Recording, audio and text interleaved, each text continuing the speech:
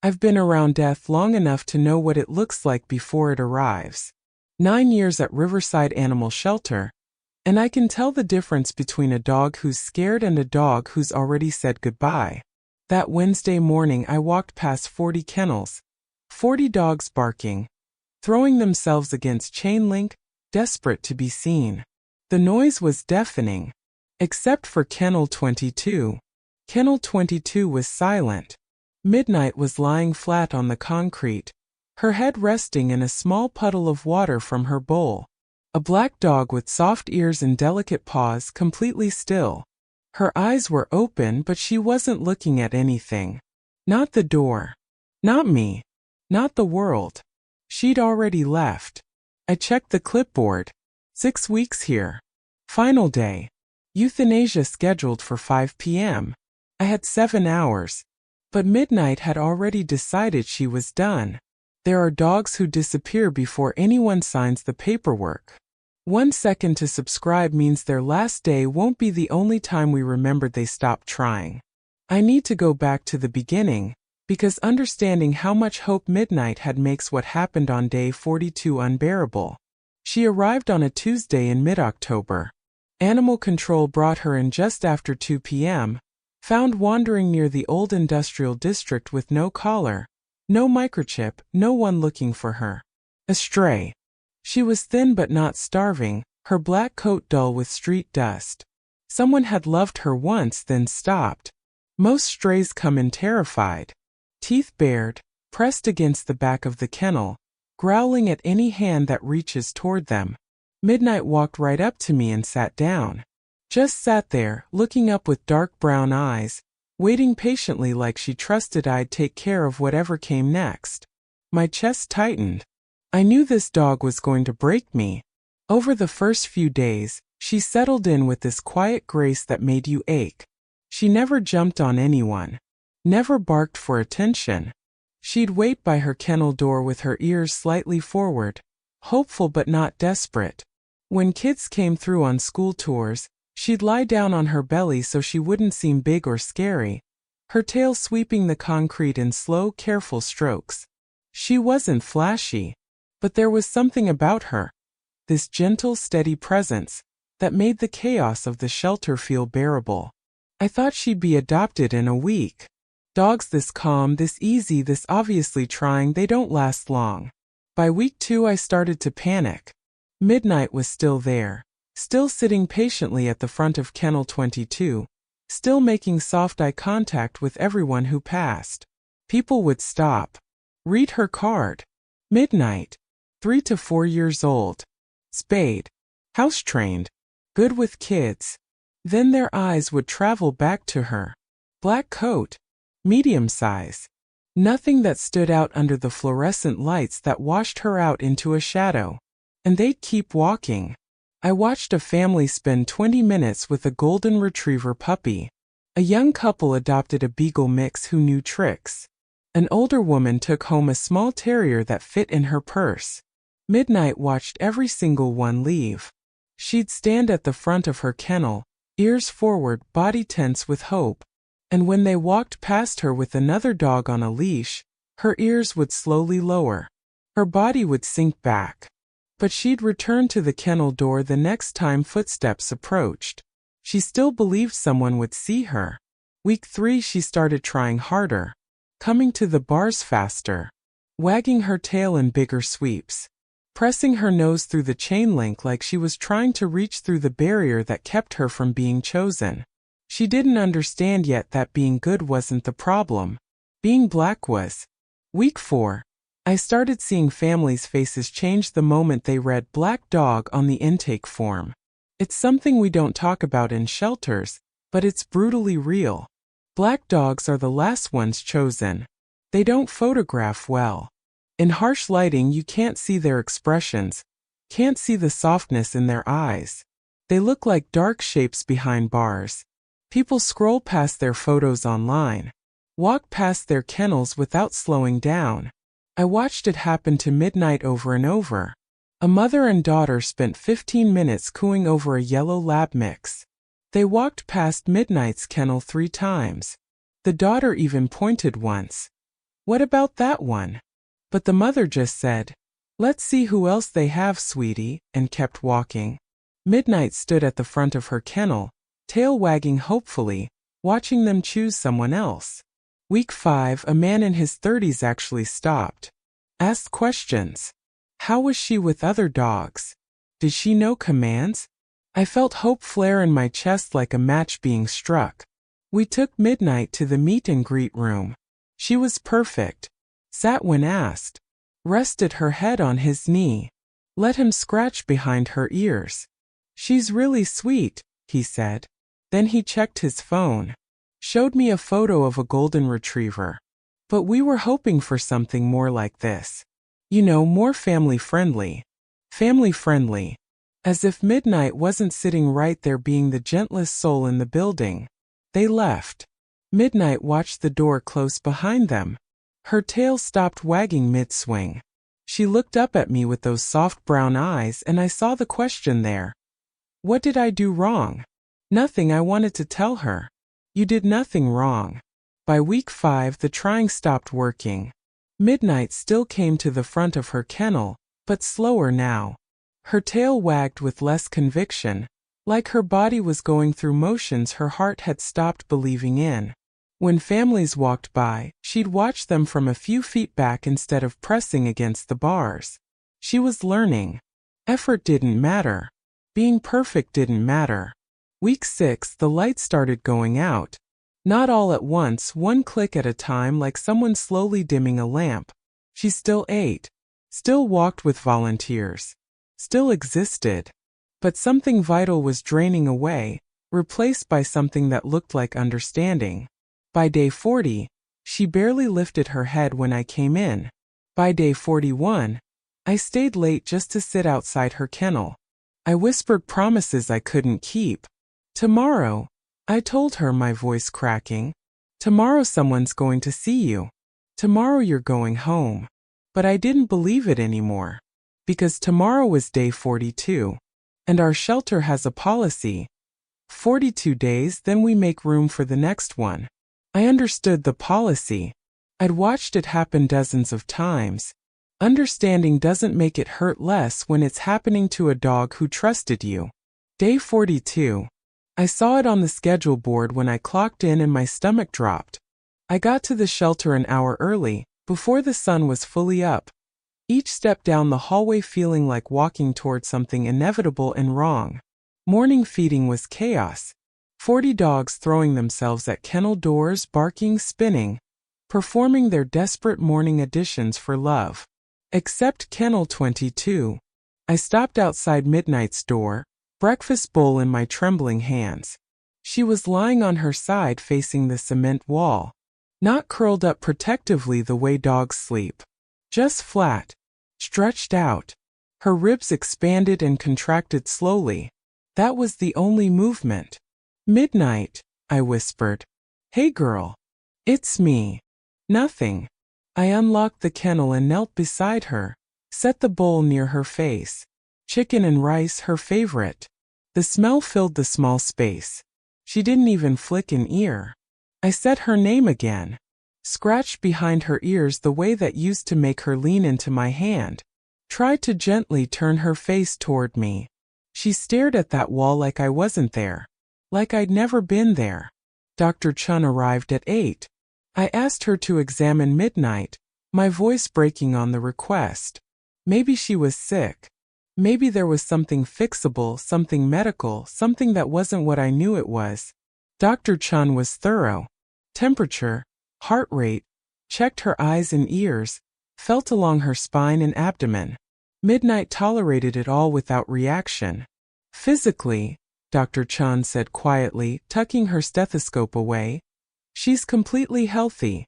She looked at me with an expression that made my throat close. But emotionally, Maya, she knows. She knows what today is. I wanted to argue. Dogs don't understand calendars, don't understand shelter policies, don't understand euthanasia. But I'd seen it too many times. The ones who'd been here too long. The ones who'd watched too many others leave. The ones who'd stopped eating, stopped trying, stopped hoping. Dogs know when their time is up. The morning shift arrived. Volunteers, front desk staff, kennel cleaners.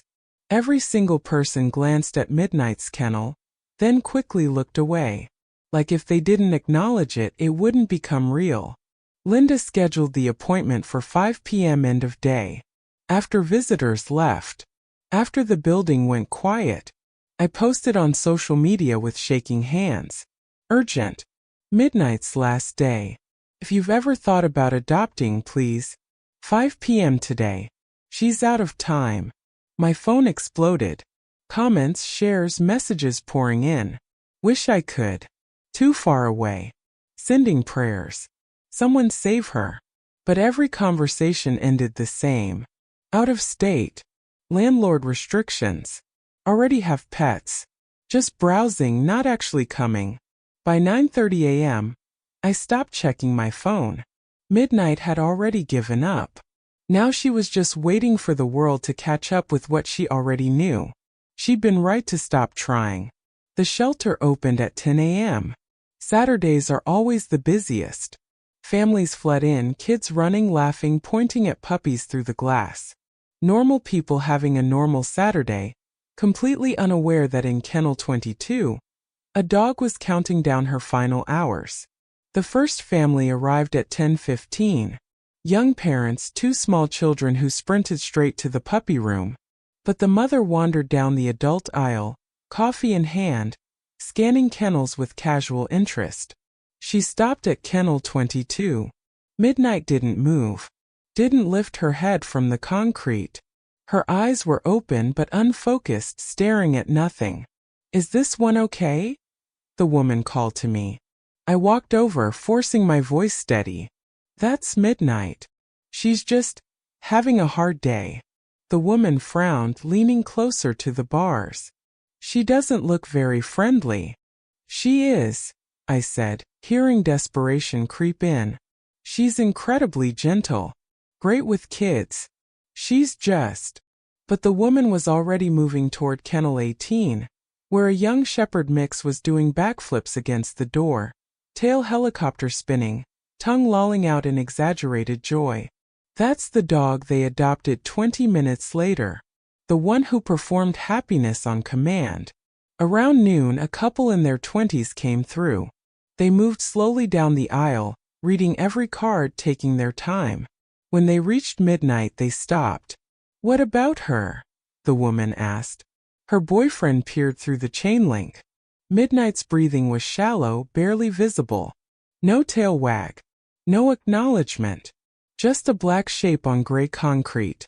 "She looks depressed," he said. "Maybe she's just calm," the woman offered weakly. They stood there for maybe 40 seconds. Midnight didn't give them anything. No story they could post on Instagram. No transformation they could claim credit for. No proof their love would be enough. "Let's keep looking," he said. They adopted a border collie mix who did tricks in the meet and greet room. By 2 p.m., I'd watched 7 families walk past Kennel 22.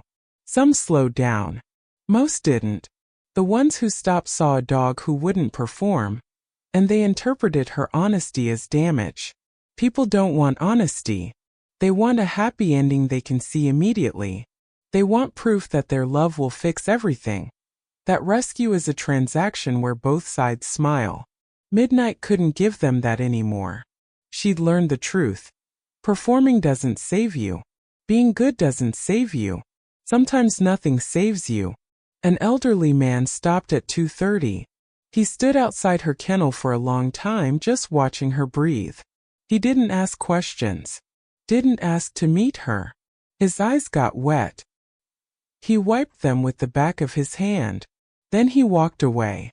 I stood there in the aisle, surrounded by barking dogs begging to be seen, and I wanted to scream at every person who walked past. Look at her. Really look. She's not broken. She's just honest. But what good would that do? Midnight had already learned what I was still fighting. Being real doesn't save you. Just makes you invisible. By 3 p.m., I stopped bringing people to Midnight's kennel. It felt kinder. Why parade strangers past her anymore? Why make her final hours an endless series of rejections, each one confirming that her surrender had been the correct choice all along? I sat in the office and pulled out the form. Pink sheet.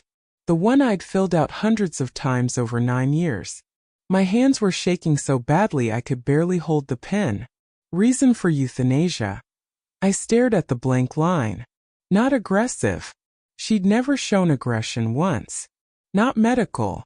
Dr. Chan had confirmed she was perfectly healthy. I wrote, behavioral withdrawal due to extended shelter stay.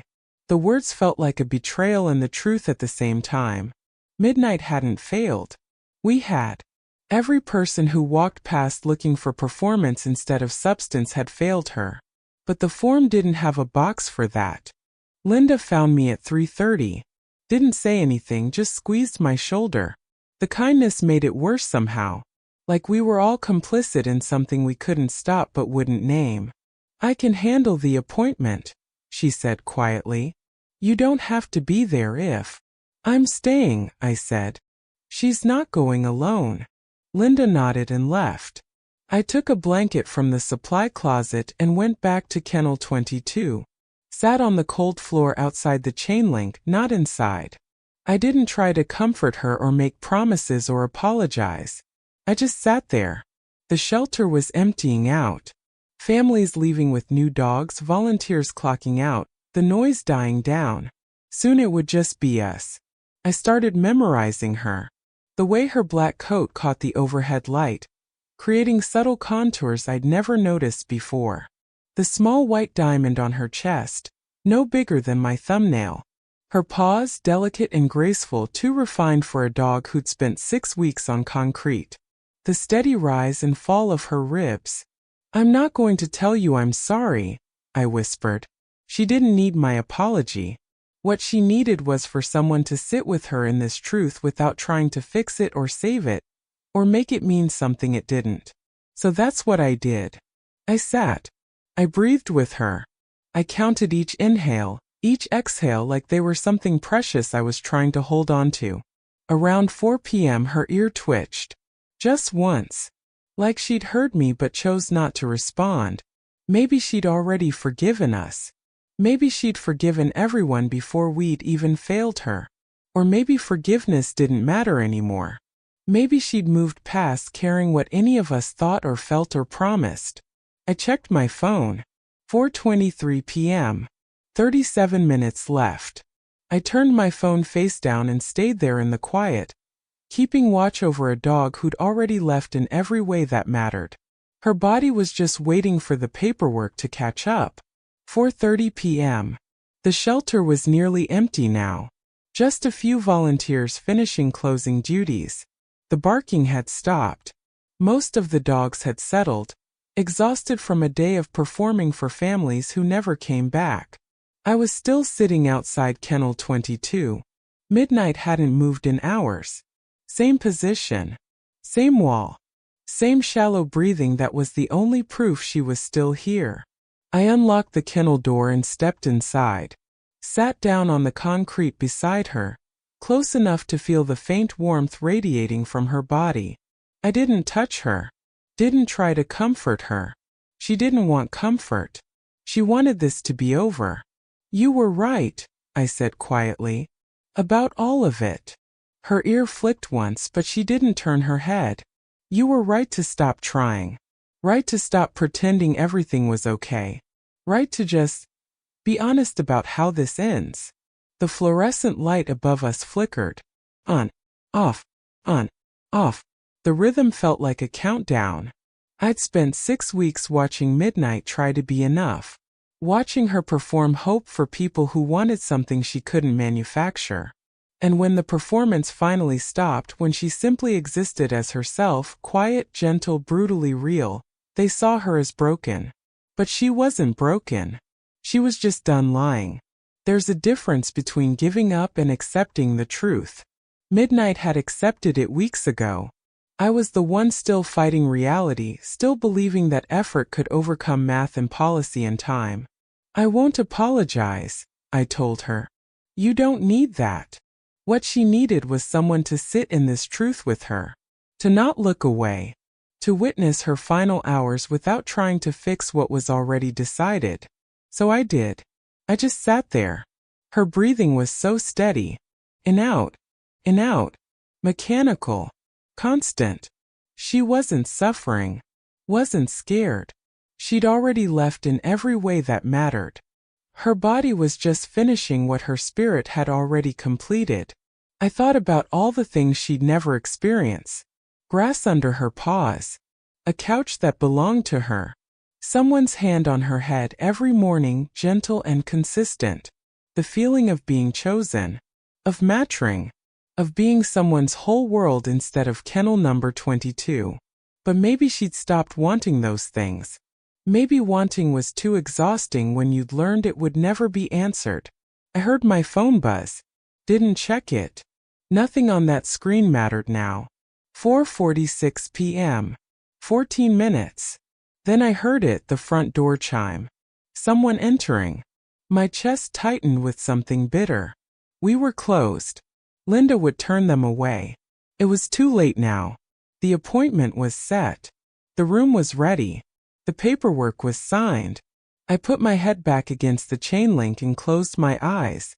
Whatever happened next, Midnight wouldn't be alone. I'd stay with her until the end. I heard footsteps. Slow. Hesitant. Coming down the main aisle. We should probably go, a man's voice said softly. They're closing. Just a few more minutes. A woman's voice, thick with something that sounded like grief. Please. I didn't look up. Didn't move. Let them finish whatever they came for and leave. It was 4:47 p.m. 13 minutes. Nothing could change in 13 minutes. The footsteps got closer. I could track them by the dogs who started barking as they passed, one kennel after another. Closer to the back. Closer to us. Then they stopped. Right in front of kennel 22. I lifted my head. A couple stood there. Mid-30s. The woman had long dark hair pulled back, eyes red and swollen like she'd been crying for hours. The man beside her had a kind face and was carrying a canvas bag that sagged with weight. Donated supplies, probably. They weren't smiling. Weren't doing that bright, hopeful energy most adopters have. They looked hollowed out. Gutted. Like they were carrying something unbearable, and had been carrying it for a long time. The woman stared at Midnight. Her hand came up to her mouth. James, she whispered, grabbing his arm. Look at her. James stepped closer to the bars. Midnight didn't move. Didn't acknowledge they existed.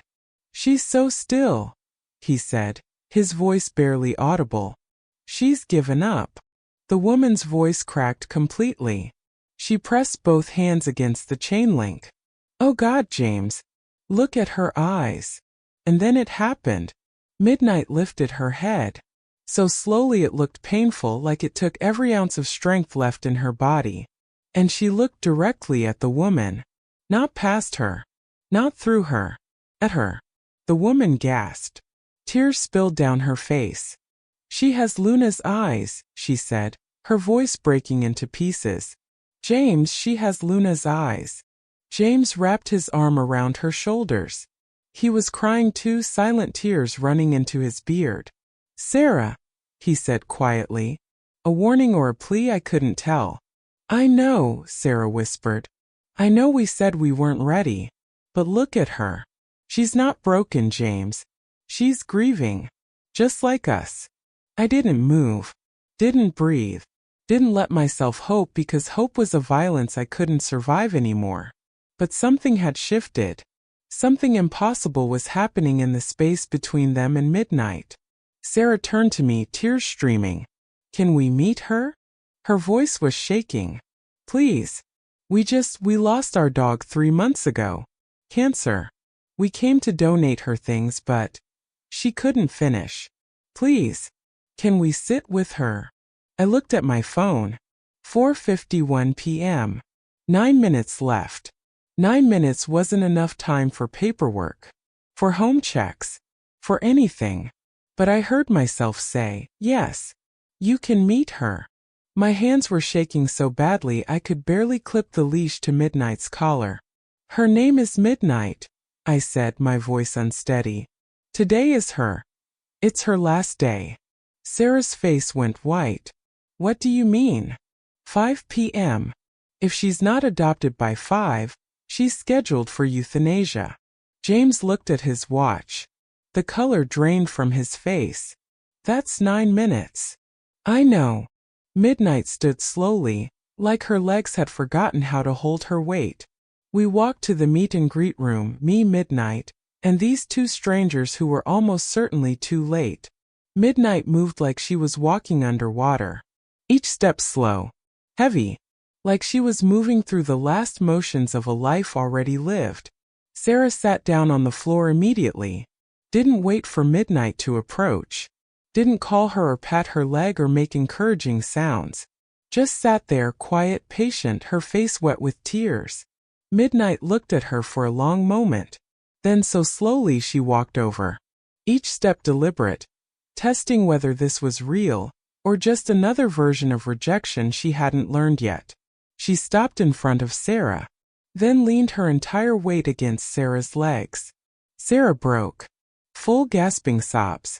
She wrapped her arms around Midnight and buried her face in her neck. James knelt down, his hand shaking as he reached toward Midnight. She turned her head and rested it against his palm. He started crying, quiet, devastating tears that made no sound. We lost our dog 3 months ago, Sarah said through tears. Luna. Black lab mix. 15 years. Cancer took her in 2 weeks. Midnight's tail moved. Just barely. A tiny shift. The first movement all day. We weren't coming to adopt, Sarah continued, her voice breaking. We came to donate Luna's things. Her bowls. Her bed. Her toys. We couldn't look at them anymore. Midnight's tail wagged. Small at first, then faster. Sarah's hands moved over Midnight's ears, down her back, gentle and sure.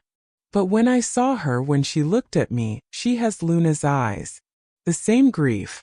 The same surrender. We want to adopt her, James said suddenly, looking up at me. Right now. Today. Whatever it takes. I couldn't speak. I just ran. Found Linda in her office. Adopters. For Midnight. They're here. Linda grabbed the paperwork without hesitation. Didn't ask questions. Just moved. The next minutes were chaos. Forms flying across the desk. Signatures. Emergency contacts scribbled. References waved. Home inspection waved. We own our house, James said, writing faster than I'd ever seen anyone write. No landlord. Fenced yard. Both work from home. Linda's stamp came down on the final form. 4:58 p.m. She's yours. 2 minutes. We done it in 7 minutes. I looked at Midnight. She was sitting between Sarah and James, and I watched something flicker in her eyes. Not joy. Not relief. Just the faintest recognition. She understood. She was going home. 7 minutes. In 7 minutes, everything had changed. Midnight walked out of Riverside Animal Shelter at 4:58 p.m. on her 42nd day. She didn't look back at Kennel 22. Didn't look back at me. Sarah held the leash in one hand and James's hand in the other. Midnight walked between them, not pulling ahead, not hesitant, just walking steady and calm, like she'd always known exactly where she belonged. I followed them to the parking lot without knowing why. Maybe I needed to see her leave. Maybe I needed proof this was real. Their car was a dark blue SUV. James opened the back door. Midnight jumped in without hesitation, like she'd done it 1,000 times. She circled twice on the seat and laid down, resting her chin on her paws. Sarah turned to me. We were both crying. Thank you, she whispered, pulling me into a hug. Thank you for not giving up on her. But I wanted to tell her she had it wrong. I didn't save Midnight. They did. They showed up carrying their own grief and recognized hers. They didn't need her to perform hope. They needed her to be honest about loss. I watched their car pull away, taillights disappearing into the dusk, and I stood alone in the empty parking lot as the sun set, crying harder than I'd cried in 9 years. But these were different tears. 5 months later, an email arrived. Subject line: Midnight's new life. Photos loaded one by one. Midnight sprawled on their couch, belly up, taking up the entire thing. Midnight in their backyard, running through grass with her mouth open in what looked like a smile. Midnight curled up with a golden retriever puppy they'd fostered. Midnight asleep in a sunbeam, her face peaceful, her body soft and relaxed. She'd gained weight. Her coat was glossy. Her eyes were bright. She's home, Sarah wrote. She was always meant to be ours. She needed us as much as we needed her. Thank you for holding on until we found each other. I printed the photo of her in the sunbeam and pinned it above my desk. On the hard days, and there are so many hard days, I look at it. Because Midnight taught me something I'd forgotten. She didn't do anything extraordinary on her last day. She didn't bark louder or try harder or perform happiness she didn't feel. She simply existed in her truth. Exhausted. Surrendered. Done fighting. And that brutal honesty saved her life. Because Sarah and James weren't looking for perfect. They were looking for real. They were looking for a soul that understood what it meant to lose everything and still have to keep breathing. They found each other in the silence. Midnight is 7 now. Sarah still sends updates. Last week, a video of Midnight teaching their new foster puppy how to be gentle, patient, kind, like she remembers what it felt like to be the one nobody wanted. She's not that dog anymore. Midnight's story didn't end in that kennel because 2 people recognized her grief as their own. Right now there's another Midnight waiting. Another dog running out of time. Already saying goodbye because no one's been honest enough to see them. Hit subscribe and make sure their stories don't end in silence. They're counting on us.